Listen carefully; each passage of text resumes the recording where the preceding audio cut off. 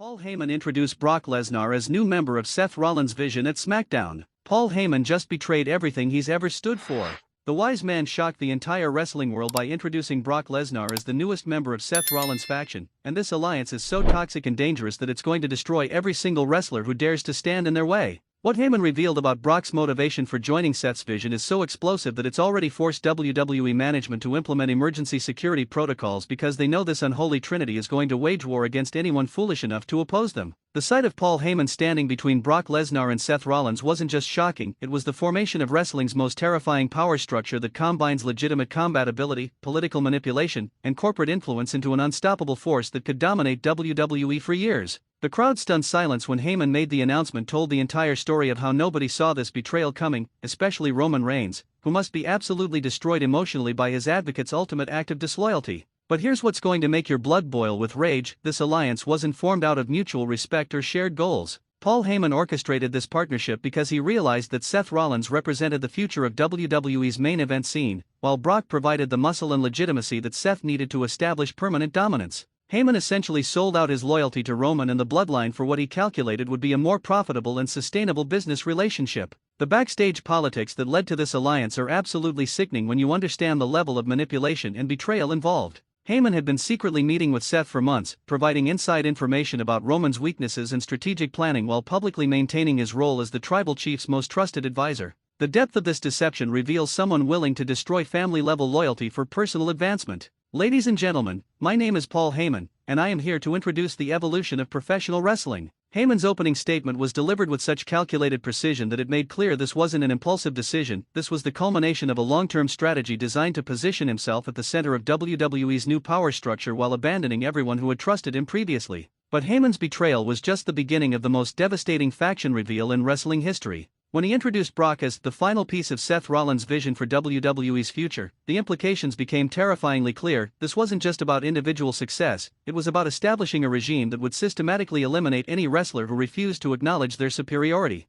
Brock's acceptance of this alliance was particularly shocking because it represented a complete reversal of his previous independence and reluctance to be involved in political storylines. His willingness to subordinate himself to Seth's leadership suggested either genuine respect for the architect's strategic thinking or a calculated decision that this partnership would provide him with more lucrative opportunities than working alone. Seth Rollins understands what this business is really about: power, dominance, and the destruction of anyone weak enough to stand in our way. Brock's endorsement of Seth's vision was delivered with such violent enthusiasm that it made everyone in the arena understand they weren't just witnessing the formation of a faction, they were seeing the birth of a movement designed to remake WWE according to their twisted philosophy. The psychological warfare implications of this alliance are absolutely terrifying for every other wrestler on the roster. Seth's strategic mind, combined with Brock's combat credentials and Heyman's political manipulation, creates a trinity of destruction that could systematically dismantle any opposition through a combination of mental warfare, physical dominance, and backstage maneuvering. What makes this alliance so much more dangerous than previous factions is how each member brings completely different but complementary skills to their partnership.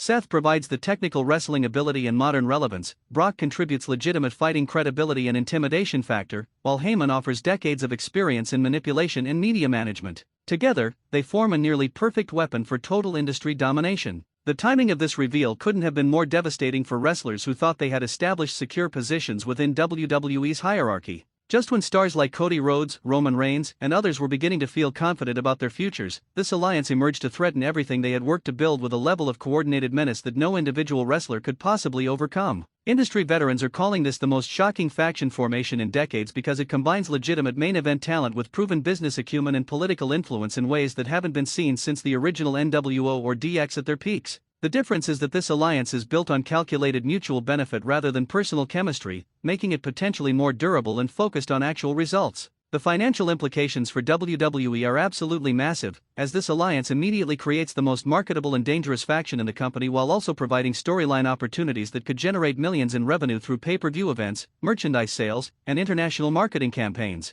The combination of established stars with proven drawing power creates unlimited booking possibilities. Paul Heyman's role as the mouthpiece and strategic coordinator of this alliance makes it even more formidable because his decades of experience in promoting wrestlers and manipulating media narratives will ensure that Seth and Brock are positioned for maximum impact and audience engagement. His ability to craft compelling storylines and generate controversy is unmatched in the industry. The backstage reaction to this alliance has reportedly been intense, with many wrestlers expressing genuine concern about having to compete against a faction that combines such diverse and powerful skill sets. The realization that they might be facing coordinated attacks on multiple fronts, physical, mental, and political, has created anxiety throughout the locker room. Brock's motivation for joining this alliance appears to be based on recognition that his individual dominance was becoming predictable and potentially stale for audiences. By aligning himself with Seth's vision and Heyman's guidance, he gains access to fresh storyline possibilities and the opportunity to reinvent his character while maintaining his status as wrestling's most legitimate tough guy. Seth Rollins' benefit from this partnership is obvious. He gains instant credibility and protection from someone who has dominated both WWE and UFC, while also accessing Heyman's unmatched ability to generate heat and media attention. The combination transforms him from a talented individual performer into the leader of wrestling's most feared organization.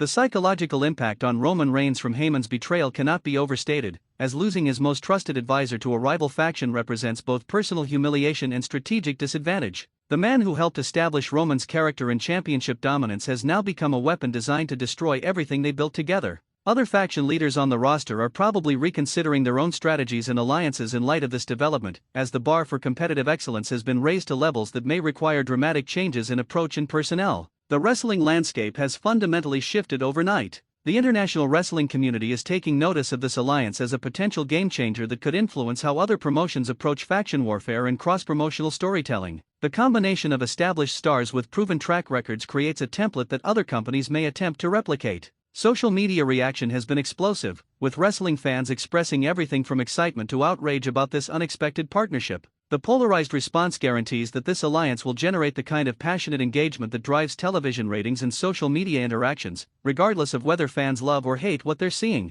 The long-term booking possibilities created by this faction are virtually unlimited, as their combination of skills and personalities could lead to feuds with every major wrestler and stable in WWE, while also providing opportunities for internal conflict and eventual dissolution that could span years of compelling television. Quick question for the comments: do you think Paul Heyman made the right business decision joining Seth's faction, or did he destroy his legacy by betraying Roman? Let me know your thoughts below. And here's another one: which member of this new alliance do you think will be the first to turn on the others when things go wrong? Drop your predictions in the comments.